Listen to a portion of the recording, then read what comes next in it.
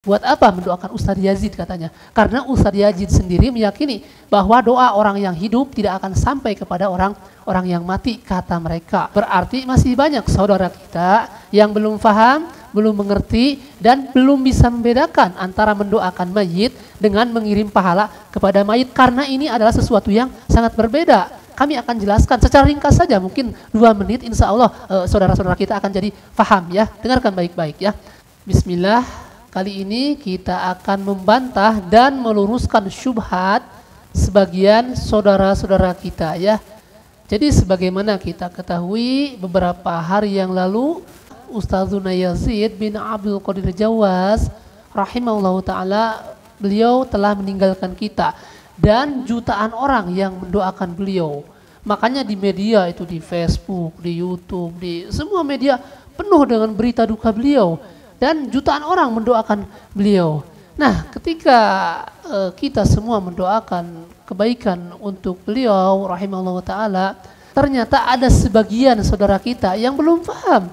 Mereka mengatakan begini, buat apa mendoakan Ustadz Yazid katanya? Karena Ustadz Yazid sendiri meyakini bahwa doa orang yang hidup tidak akan sampai kepada orang yang mati, kata mereka. Nah, berarti masih banyak saudara kita yang belum paham, belum mengerti, dan belum bisa membedakan antara mendoakan mayit dengan mengirim pahala kepada mayit. Karena ini adalah sesuatu yang sangat berbeda.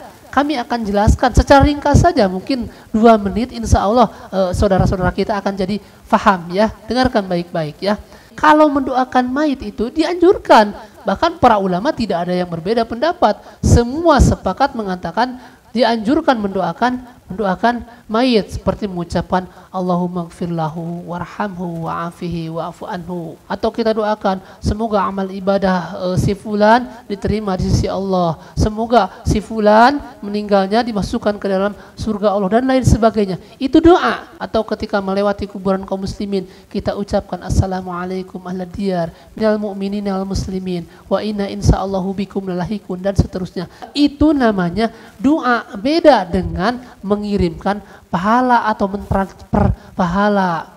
Adapun yang tidak sampai itu, menurut yang kita yakini, itu bukan doa, tetapi mengirimkan pahala untuk mayit, seperti mengirim Fatihah dikirimkan kepada mayit, membaca Yasin dikirimkan kepada mayit, membaca surah Al-Ikhlas dikirimkan kepada mayit, dan lain sebagainya. Kenapa kita meyakini bahwa itu tidak sampai kepada mayit? Karena Imam Syafi'i sendiri mengatakan bahwa bacaan Al-Quran yang dihadiahkan kepada mayit itu pahalanya tidak sampai. Ini disebutkan oleh Imam An-Nawawi di dalam kitab Majmu' Syarah Al-Muhadzab, disebutkan juga oleh Al-Imam Ibnu Katsir di dalam tafsir Ibnu Katsir, dan lain sebagainya ya. Kata beliau di dalam Majmu' Syarah Al-Muhadzab, wa amma qiraatul Qur'ani fal masyhuru min madhhabi Syafi'i annahu la yasilu sawabuha ilal mayyiti.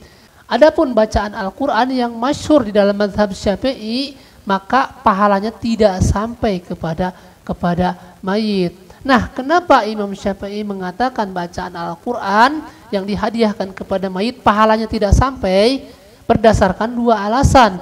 Alasan pertama Imam Syafi'i yaitu di dalam surah An-Najm, wa allaisa lil insani illa ma sa'a, dan seseorang tidak akan mendapatkan apa-apa kecuali yang dia usahakan sendiri. Nah, kalau bacaan Al-Qur'an itu kan bukan usaha mayit, jadi pahalanya untuk dia sendiri. Itu alasan pertama Imam Syafi'i. Alasan kedua Imam Syafi'i yaitu hadis Nabi, idza mata ibnu Adam in qata'a amalu illa min salasin. Apabila meninggal anak Adam, terputus seluruh amalnya kecuali 3 perkara itu yang akan mengalir. Yang pertama adalah sedekah jariyah. Jadi semasa hidupnya dia bersedekah terus-terusan ke rumah Quran, ke masjid, ke panti asuhan, dan lain sebagainya. Itu akan terus mengalir. Ketika dia meninggal, mungkin bersedekah ke rumah Quran, kemudian itu uangnya dibelikan untuk Al-Quran atau dibelikan untuk bangunan. Selama tempat tersebut dipakai untuk membaca Al-Quran, kemudian orang-orang yang belajar dari uang yang dia sedekahkan itu terus membaca Al-Quran, itu akan terus mengalir sampai yaumil qiyamah ya. Nah, itu yang pertama. Yang kedua adalah ilmu yang bermanfaat. Jadi ketika hidupnya dia mengajarkan, mungkin mengajar anak-anak tata cara sholat, mengajar anak-anak tata cara membaca Al-Quran, mengajar anak-anak tata cara membaca surah Al-Fatihah. Ketika dia meninggal itu akan terus mengalir selama orang-orang yang belajar kepada dia itu mengamalkan ilmu tersebut akan terus mengalir. Yang ketiga adalah doa dari anak yang soleh yang mendoakan orang tuanya. Ya, ciri-ciri anak soleh itu yang mendoakan orang tuanya. Meskipun dia tidak khususkan secara langsung, dia bersedekah, kemudian dia rajin membaca Al-Quran, kemudian dia rajin sholat malam, itu akan terus mengalir pahalanya ke orang tuanya, ya. Nah, jadi alasan kedua Imam Syafi'i yang menyebutkan bacaan Al-Quran tidak sampai kepada mayit itu karena ada hadis Nabi yang mengatakan idza mata ibnu Adam in qata'a amalu illa min salasin. Apabila meninggal anak Adam terputus amalnya kecuali 3 perkara tadi.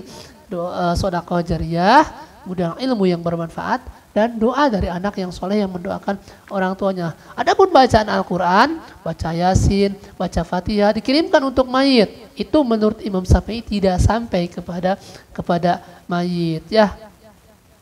Nah, itu disebutkan oleh Imam An-Nawawi di dalam Majmu' Syarah Al-Muhadzab. Kemudian disebutkan juga oleh Al-Imam Ibnu Katsir di dalam tafsir Ibnu Katsir. Jadi ketika beliau menafsirkan ayat wa alaisa lil insani illa ma sa'a, dan seseorang tidak akan mendapatkan apa-apa kecuali apa yang dia usahakan, beliau mengatakan begini, dari ayat yang mulia ini Imam Syafi'i mengambil hukum atau beristinbad bahwa bacaan Al-Quran yang pahalanya dihadiahkan kepada mayit itu tidak sampai pahalanya kepada mayit. Alasannya apa bacaan Al-Quran tidak sampai kepada mayit?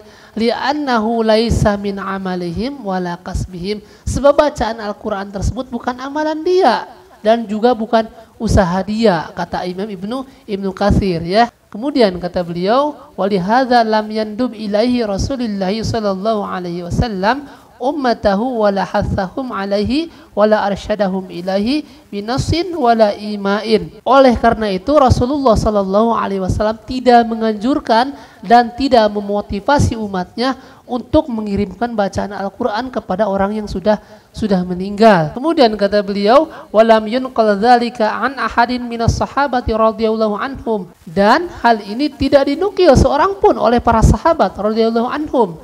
Walau kana khairan lasabakuna alaihi. Kalau seandainya mengirimkan bacaan Al-Quran kepada mayit itu baik, maka pasti mereka yang akan melakukannya. Dan masih panjang lagi penjelasan Al-Imam Ibnu Katsir, ya. Kemudian di akhir pembahasannya ini menarik, kata beliau apa?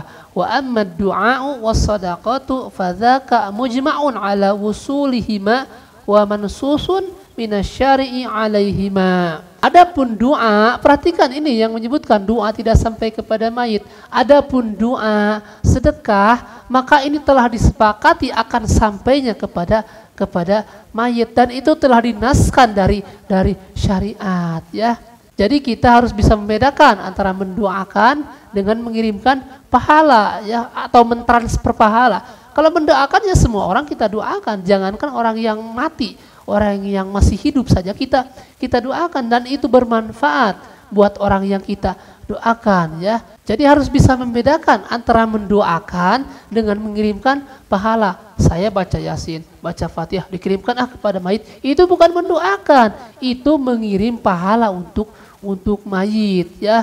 Dan tadi disebutkan bahwa Imam Syafi'i mengatakan bacaan Al-Quran yang dihadiahkan kepada mayit itu pahalanya tidak sampai. Nah, jadi dengan penjelasan singkat yang kami sampaikan, mudah-mudahan kawan-kawan kita yang belum paham bisa membedakan antara mendoakan mayit dengan mengirimkan pahala kepada mayit, ya.